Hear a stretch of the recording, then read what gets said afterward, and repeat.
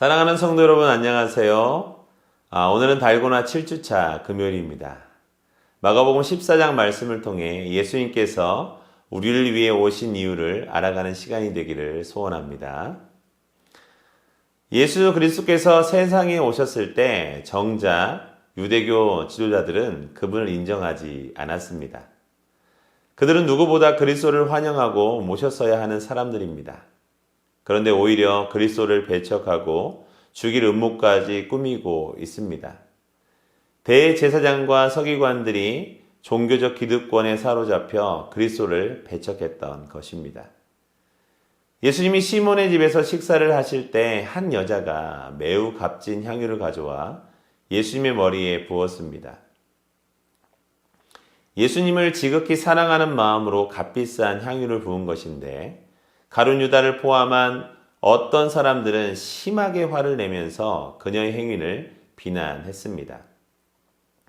사람이 어떤 관점을 가지고 있느냐에 따라 예수 그리스도를 향한 헌신이 달라집니다.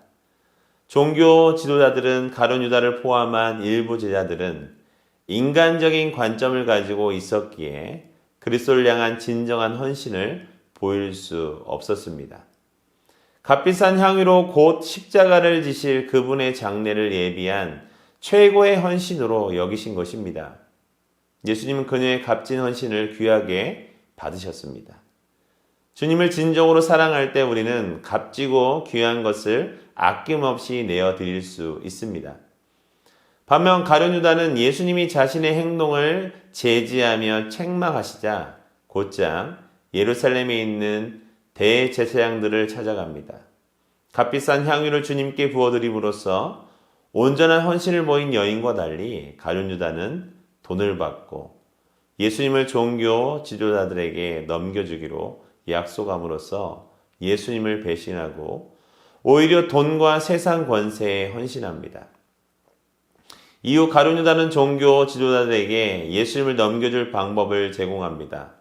종교 지도자들은 고심하던 문제를 은 30으로 해결할 수 있게 됩니다.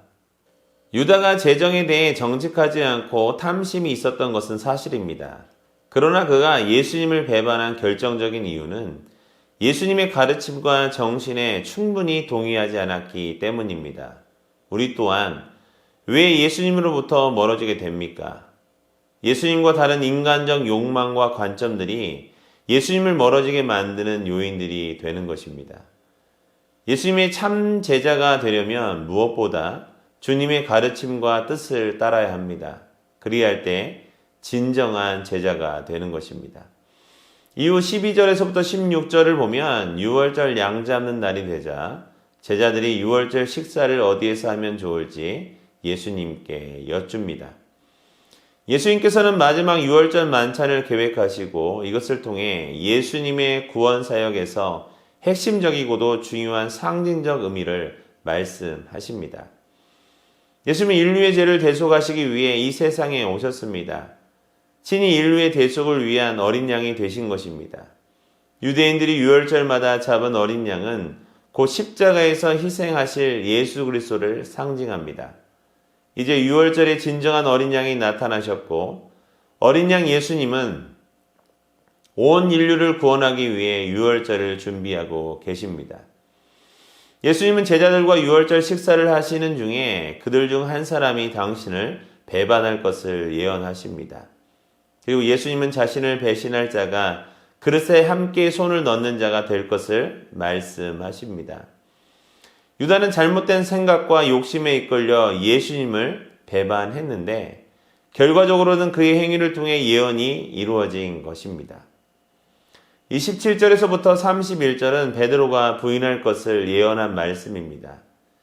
예수님은 유대 종교 지도자들의 탄압이 두려워 제자들이 예수님을 버리고 도망칠 것을 말씀하십니다.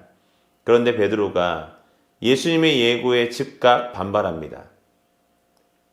베드로는 다 버릴지라도 나는 그리하지 않겠다. 이 부분 다시 할게요. 베드로는 다 버릴지라도 나는 그리하지 않겠나이다 고백합니다. 그러나 예수님은 베드로의 인간적인 의지가 하룻밤도 넘기지 못할 것이라고 예언합니다.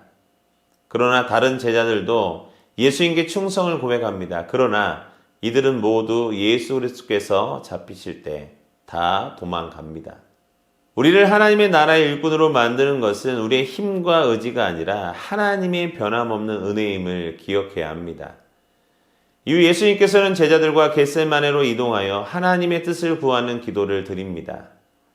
예수님은 제자들에게 심히 고민하여 죽게 되었다고 말씀하실 정도로 어마어마한 중압감을 느끼며 기도하셨습니다.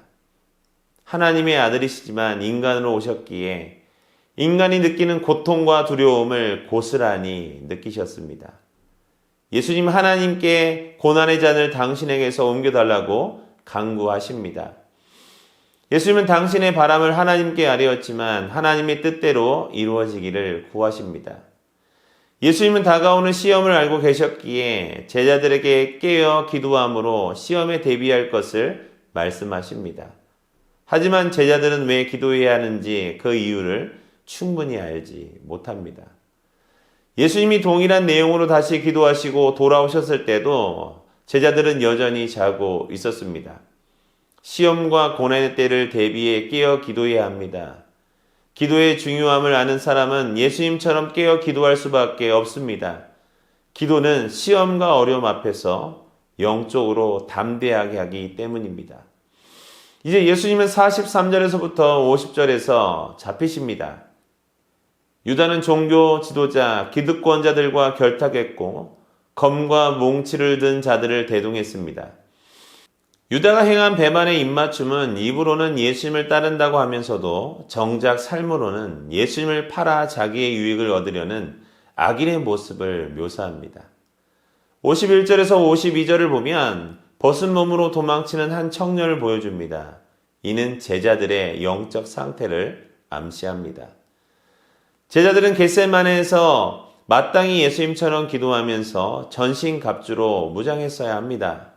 그런데 실제 그들의 영적 상태는 전신갑주는커녕 겨우 배홀 이불 하나 두르고 예수님을 따르는 이 청년의 모습과도 같습니다. 영적인 시험이 닥치면 우리의 상태가 명백하게 드러나게 됩니다. 주님이 겟세마네에서 시험에 들지 않게 깨어있어 기도하라. 마음에는 원이로되 육신이 약하도다 라는 말씀을 하셨던 것을 기억하지 않으면 우리도 이런 비겁한 모습으로 도망가게 된다는 사실을 잊지 말아야 합니다.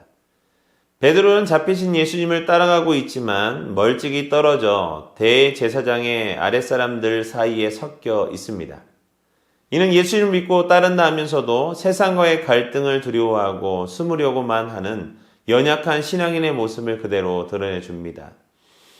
55절에서 59절을 보면 거짓 계략으로 예수님을 죽이기 위해 준비합니다. 첫 번째 계략이 무엇입니까? 내가 성전을 헐고 다른 성전을 사흘 동안에 짓겠다. 여기서도 성전을 허무는 자들은 너희입니다. 그러나 이 말씀은 이후에 예수 그리스도의 죽으심과 부활하심으로 성취됩니다. 59절 말씀을 보면 그 증언도 서로 일치하지 않더라 말합니다. 이후 60절에서 65절 말씀을 통해 대제사장은 피고인 예수님의 주장이 참인지 거짓인지 심리하지 않고 사형 선고를 내립니다. 예수님은 이런 불법이 자행되고 있는 현장에서 적극적으로 자신의 무죄를 주장하신 것이 아니라 진리를 드러내는 방식으로 대응하십니다. 마지막으로 66절에서부터 72절 말씀을 통해 알게 되는 것은 예수님을 배신하지 않겠다고 맹세를 했던 베드로는 예수님을 부인합니다. 그냥 부인한 것도 아닌 71절을 보면 베드로가 저주하며 맹세하되 나는 너희가 말하는 이 사람을 알지 못하노라 이렇게 부인합니다. 베드로가 닭의 울음소리를 듣고 눈물을 흘리는 모습을 그가 완전히 예수님을 저버리지는 않았음을 보여줍니다. 그러나 그는 진실을 말함으로써 자기가 당할 수 있는 고난을 거부했습니다. 앞에서 예수님과 함께 그 고난에 동참하겠다던 맹세는 저주를 동반한 거짓 맹세로 바뀌고 말았습니다. 겟세마네에서 기도를 준비하지 못했고 예수님을 멀찍이 따랐을 뿐이었던 베드로는 대제사장이 아니라 한 여종의 고발 앞에서 무력하게 무너졌습니다. 예수님을 따르는 자가 되기 위해 영적으로 무장하지 않으면 결국 이렇게 부끄러운 자리에 설 수밖에 없습니다. 사랑하는 성도 여러분, 예수님은 죄 가운데 영원히 죽을 수밖에 없는 우리를 위해 오신 유월절 어린 양이십니다. 또한 예수님은 십자가 형벌을 위해 겟세마네 동산에서 밤이 새도록 기도하셨습니다. 그러나 그의 제자들은 육신의 피곤함으로 깨어 기도하지 못하였습니다. 예수님을 따른다고 말하는 제자인 우리는 예수님을 따르는 목적이 무엇인지 돌아보는 하루가 되어야 합니다. 모든 것을 다 알 수 있는 것처럼 말하고 행동하지만 베드로와 같이 여종의 고발 앞에 무기력한 존재가 바로 우리임을 기억해야 합니다. 늘 깨어 영적으로 무장하지 않는다면 언제든지 넘어질 수 있는 것이 바로 우리임을 기억하고 오늘도 겸손히 말씀 앞에 서는 우리가 되기를 소원합니다. 기도하겠습니다. 사랑하는 하나님 아버지, 오늘 예수님께서 십자가를 짊어지시기 전 마지막으로 제자들과 만찬을 나누고 또한 그 안에서 예수님을 배반할 자들, 예수님을 부인할 자들에 대해서 예언해 주시는 말씀을 듣게 되었습니다. 우리가 예수님을 따른다고 담대하게 고백하지만 예수님의 제자들과 같이 한순간 넘어질 수밖에 없는 죄인이 바로 우리임을 기억하게 됩니다.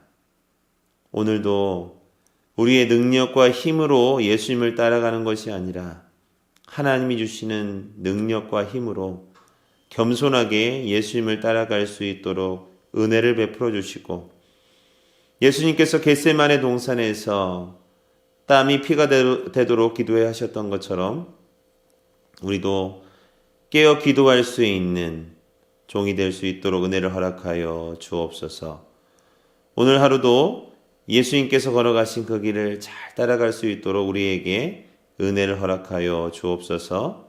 모든 것 감사드리며 우리를 구원해 주신 예수 그리스도의 이름으로 감사하며 기도합니다. 아멘. 오늘도 수고 많으셨습니다. 사랑하고 축복합니다.